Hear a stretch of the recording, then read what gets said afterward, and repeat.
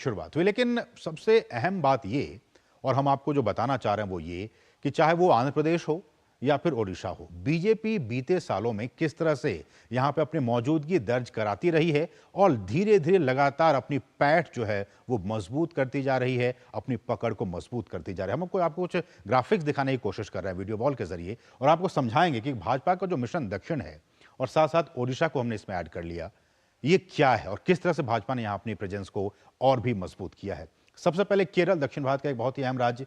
पहली बार, जी हां, इस साल 2024 के लोकसभा चुनाव में पहली बार बीजेपी का यहां पे खाता खुला है और एक सीट यहां से बीजेपी ने जीता है। मोदी के दौर में करीब 17% यहां पे केरल में वोट शेयर बढ़ा है। जी हां, बीते चुनावों के मुकाबले 17% बढ़ा है। 2024 लोकसभा चुनाव में बीजेपी को केरल में सिर्फ एक सीट मिली, लेकिन यह भी बहुत ही महत्वपूर्ण है, क्योंकि अब तक एक भी सीटें नहीं मिली थी, बिल्कुल जीरो था, उससे शुरुआत हो गई है। एक सीट से इस बार के चुनाव में बीजेपी ने अपना खाता खोल लिया है। और मोदी के पीएम बनने से पहले के अगर 3 चुनावों की बात की जाए तो 1999 में बीजेपी को यहां पे 6.6% का वोट मिला था। वोट प्रतिशत की बात की जाए तो 1999 में महज 6.6% वोट मिले थे। 1999 की हम बात कर रहे हैं, केरल की बात कर रहे हैं। उसके बाद अगले चुनाव में 2004 में ये जो वोट फीसद था वो बढ़कर अब 10.4% हो गया, और वही 2004 के बाद फिर 2009 में ये फिर 6.3% इसको वोट मिले। तो इस तरह से केरल में बीजेपी का जो जनाधार है वो बढ़ता चला गया,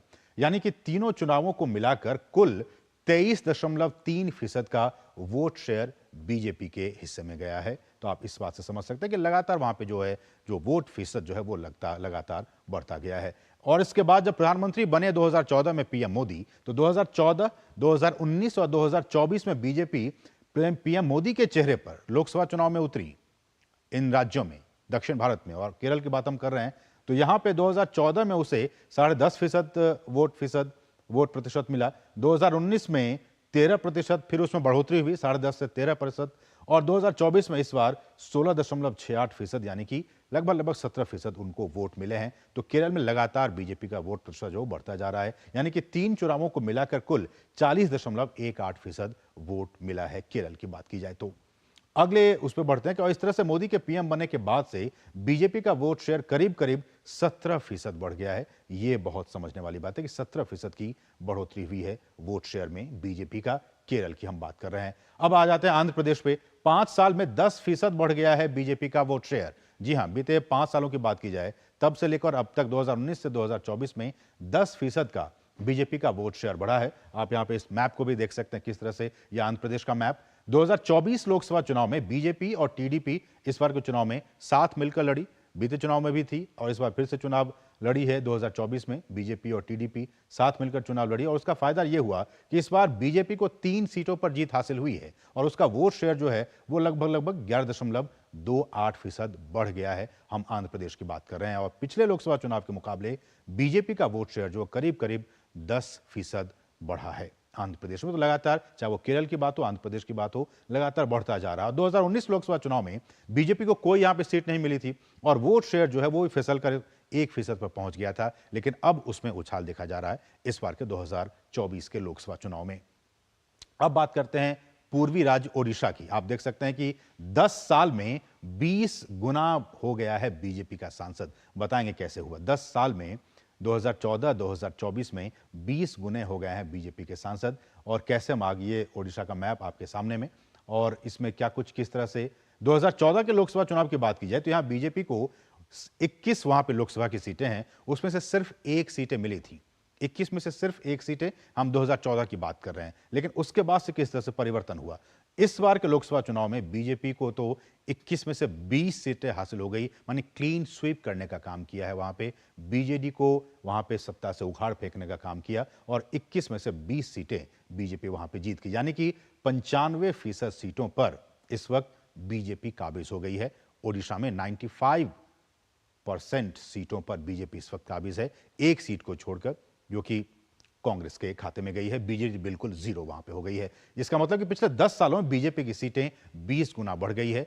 कहां एक थी और कहां अब हम 20 पे पहुंच गए हैं, बीजेपी पहुंच गई है। तो ये हम कह रहे हैं कि 20 गुना उसमें बढ़ोतरी हुई है। ओडिशा की बात कर रहे हैं। तो ये कुछ अहम तथ्य। और तटीय राज्य हमारे जो हैं, जैसे कि हमने ओडिशा की बात की, आंध्र प्रदेश की हमने बात कही, तमिलनाडु और केरल की बात करें, तो यहां देखिए 2024 इस साल की अगर हम बात करें तो कुल सीटें ओडिशा में 21, बीजेपी ने 20 सीटें वहां जीती हैं और जो मत प्रतिशत है वो 45.34% उसका मत प्रतिशत है। आंध्र प्रदेश में देख लीजिए 25 वहां पे लोकसभा की सीटें हैं, उसमें से 3 सीटें बीजेपी जीती है और इस तरह से 11.28% मत प्रतिशत। तमिलनाडु की बात की जाए, इस बार एक भी सीट नहीं जीत पाई, 39 सीटें वहां पे हैं और वहां पे 11.24%, जो कि लगातार हम आपको इस वक्त नहीं बता पा रहे हैं, लेकिन जो पिछले आंकड़े 2019 के उनसे ज्यादा इजाफा इन तमाम वोट प्रतिशत में हुआ है। उसके बाद केरल में 20 सीटें हैं, इस बार बीजेपी ने खाता खोला है और जो वोट परसेंट है वो 16.68% है। तो आप समझ सकते हैं इस तरह से तटीय राज्यों में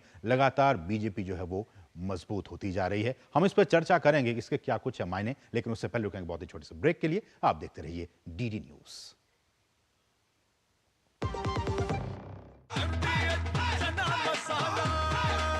अब छोलिया हो या लोबिया, सफेद चने या काले चने, सब कुछ मजेदार बने। डॉक्टर ऑर्थो ऑयल के रेगुलर मसाज से जॉइंट हेल्थी रहते हैं और अगर प्रॉब्लम बहुत पुरानी है तो डॉक्टर ऑर्थो कैप्सूल्स साथ लेना ना भूलें। अब दर्द भी घुटने टेकेगा। बात जब पीढ़ियों के लिए बनने वाले घर की हो तो जिम्मेदारी बड़ी हो जाती है। गैलेंट समझता है ये जिम्मेदारी। अब डबल एम रिब्स के साथ गैलेंट एडवांस टीएमटी रीबार, निर्माण का रियल हीरो। Payment fail? लेकिन पैसे तो कट गए। गई मेरी मेहनत की कमाई। हो जाएगी भरपाई, चिंता मत कर मेरे भाई। अगर डिजिटल ट्रांजैक्शन फेल हो जाए और अकाउंट से पैसे कट जाएं, तो बैंक समय से पैसे लौटा देगा, वरना कॉम्पनसेशन का है प्रावधान। नहीं तो आरबीआई के ओम्बुड्समैन को शिकायत करें आप। या बिल, मेरी फीस। आरबीआई कहता है जानकार बनिए, सतर्क रहिए। स्वाद से सबको दीवाना कर दे। पता का चाय, गजब का स्वाद। वो मिस्टर विकास की फाइल आप पॉलिसी बाजार। मैम, आपका हेल्थ इंश्योरेंस क्लेम अप्रूव हो गया है, अब आप सर को घर ले जा सकती हैं। क्लेम के टाइम पे हमेशा आपकी हेल्प को तैयार। पॉलिसी बाजार, 1 करोड़ का हेल्थ इंश्योरेंस सिर्फ 390 रुपए महीने से शुरू। Curiosity can take you to some out of the world places. Curious about this place? Scan this QR code before I take it off with my Seat tires. Seat, crafted for the curious. जीरा से प्यास बुझाए, digestion के लिए मस्त, शरीर में नमक पानी का बैलेंस बनाए।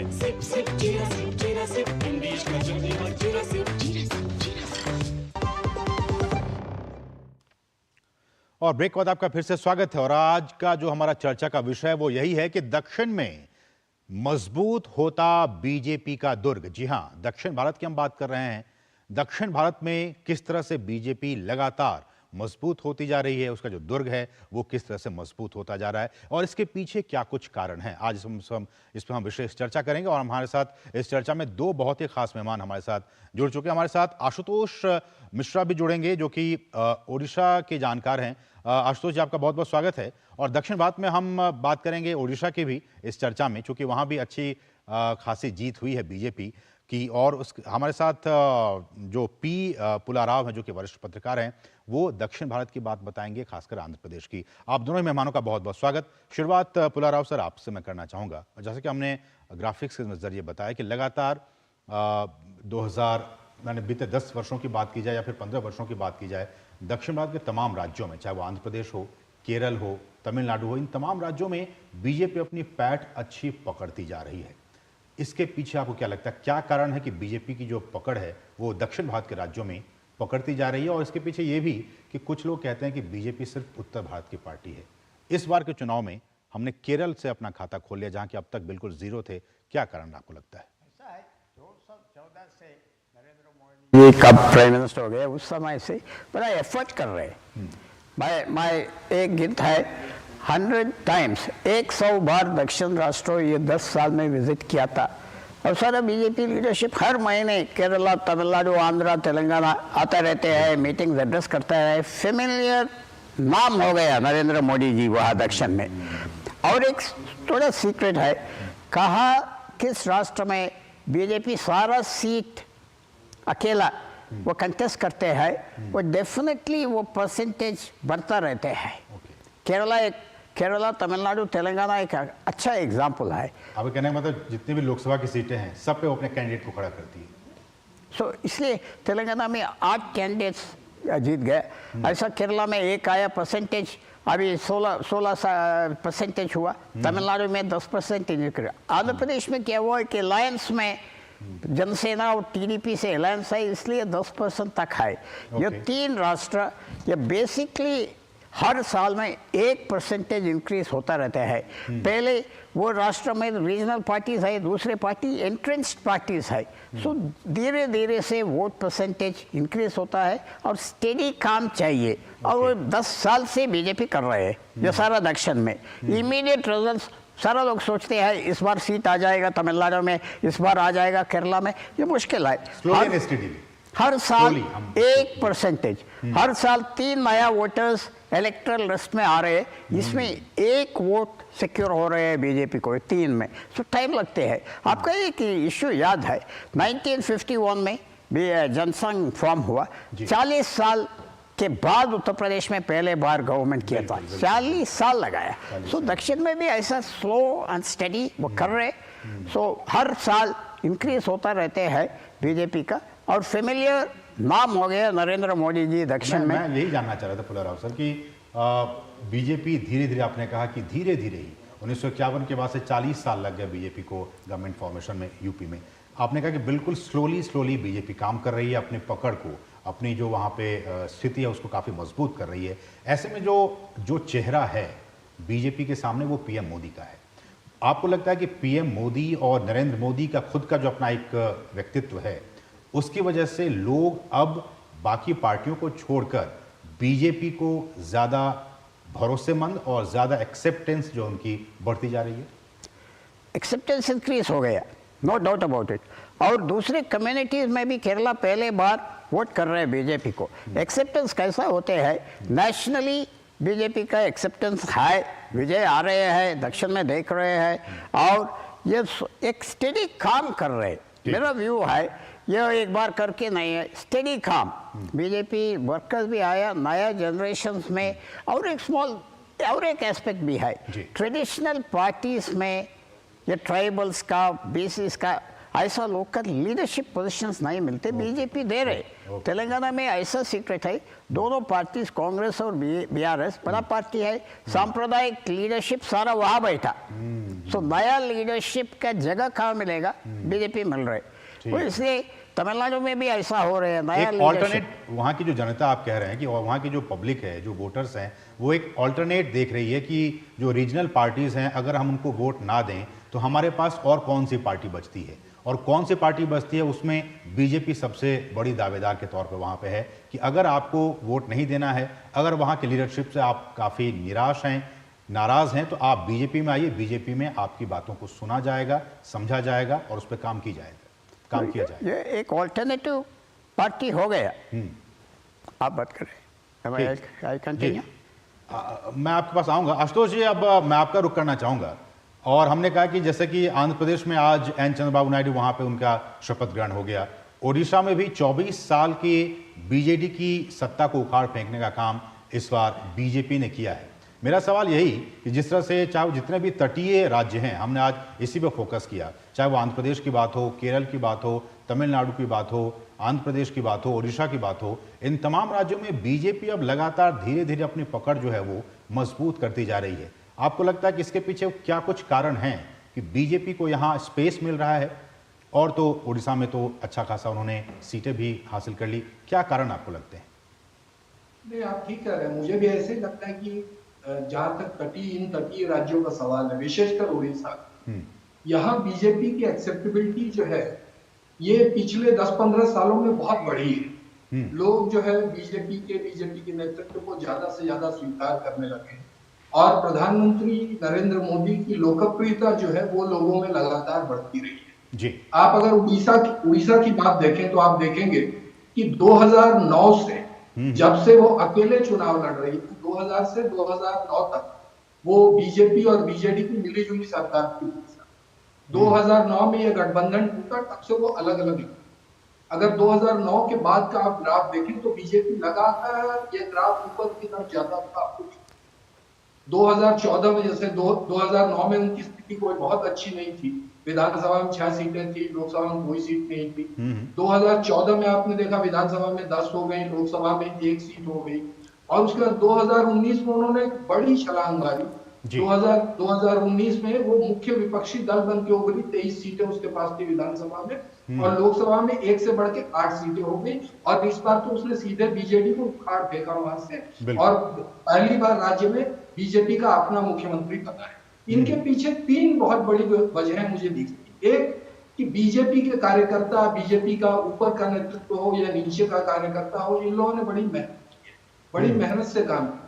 दूसरा ये कि इनकी रणनीति बहुत अच्छी रही है और इन्होंने मुद्दे बहुत अच्छे चुने। आप इस बार के चुनाव को अगर उदाहरण के तौर पे लीजिए उड़ीसा, तो देखिए प्रधानमंत्री और उनके जितने बड़े बड़े नेता यहाँ आए प्रचार करने, और राज्य के बड़े नेता भी जो थे, उन्होंने ओडिया अस्मिता जिसको कहते हैं, या ओडिया प्राइड जिसको अंग्रेजी में लोग कह रहे हैं, इसको अपना मुद्दा, सबसे बड़ा मुद्दा बनाया, और बाकी मुद्दे जो थे उनको इनके इर्द गिर्द रखा। जैसे वो पांड्यन जो है मुख्यमंत्री के जो मुख्य सलाहकार थे, उनको आउटसाइडर का टैग देना, इसको भी उन्होंने इससे जोड़ दिया कि नहीं देखिए साहब, राज्य का शासन जो है इसको आपने आउटसोर्स कर दिया, इससे राज्य का मतलब राज्य के लोगों को अच्छा नहीं लग रहा है, ओडिया अस्मिता इससे खतरे में पड़ रही है, उन्होंने ये दिखाया।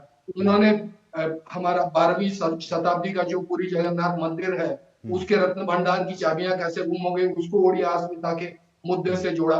तो मुद्दों को उन्होंने बहुत सही ढंग से चुना और बहुत सही ढंग से प्रोजेक्ट किया। ठीक, आशुतोष जी, ये रिजल्ट, इस तरह के फिगर आने से पहले कुछ जानकार ये भी कह रहे थे कि जिस तरह से बीजेडी का जो एक संगठनात्मक संरचना है बहुत ही ग्राउंड लेवल तक, वो बीजेपी के पास नहीं है, इसलिए शायद उतनी सीटें ना ला पाए। लेकिन हमने देखा कि 21 में से 20 सीटें बीजेपी जीत गई।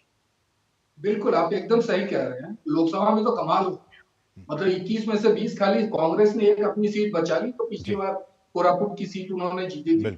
लेकिन हमेशा आप एकदम सही कह रहे हैं, लोग समझते थे कि बीजेडी का जनाधार ही नहीं, वो समझते थे कि उसका कैडर बेस भी इतना बढ़िया है कि शायद बीजेपी का कैडर बेस इतना अच्छा नहीं है।